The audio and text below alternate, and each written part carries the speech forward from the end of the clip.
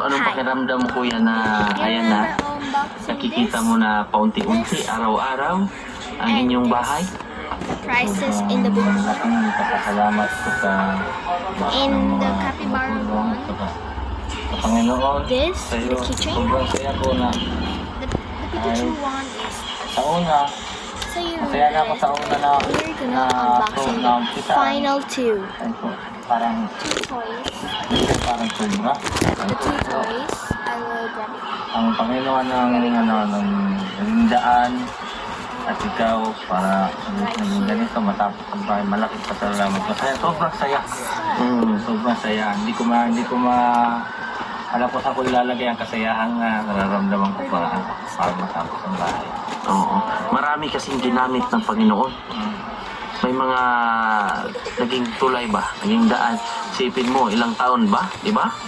Oo. Ilang taon din naging natingga, nakikita mo. Inaiisip mo rin kuya na kailan ko ba kaya ito matatapos? Ganon? Sa una, pangarap ko lang yun sa una kaya lumaki ako sa una na lagi kaming palipat-lipat. Last two, this is so sad. I want to buy more sundaes. Wala sariling bahay, no?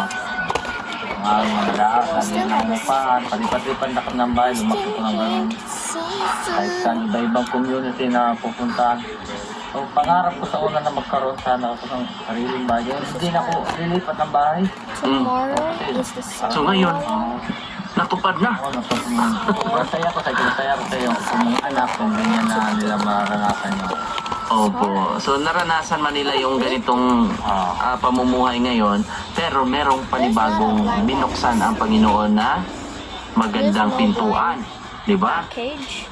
Oh, yun po mga Hindi na sila lipat nila sa na pinadala nila ay na pupunta sa maganda.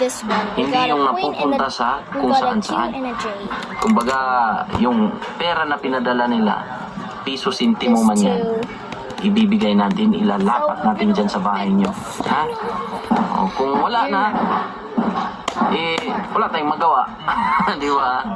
At kung wala na, di siyempre sabi ni Kuya, magpadahan-dahan. Dandahan na Pero kung siyempre ito kasi, siyempre